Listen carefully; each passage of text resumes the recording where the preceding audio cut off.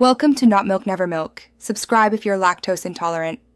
In this video, I will explain how to make your mix sound fuller.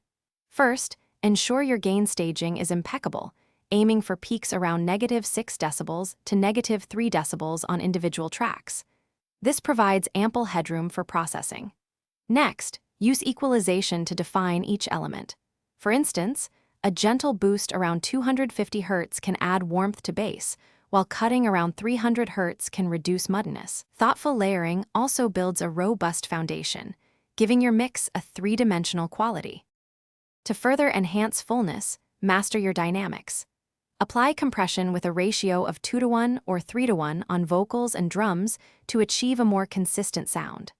Multi-band compression can be incredibly useful, allowing you to tame harsh frequencies in the upper mids while boosting the low end. Don't forget saturation.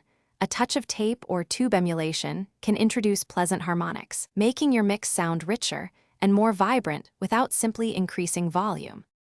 Now, let's talk about creating a sense of space. Strategic panning is crucial.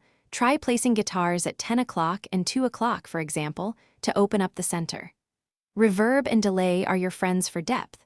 A short room reverb can make drums sound more natural, while a longer plate reverb can push vocals back slightly. Consider mid-side processing to widen elements like pads or background vocals, but always check your mix in mono to ensure compatibility. For the final polish, bus compression on your master channel can subtly glue everything together, often with a gentle 2 decibel gain reduction.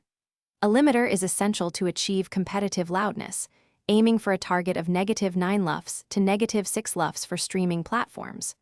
Always use reference tracks to compare your mix's overall fullness, balance, and impact.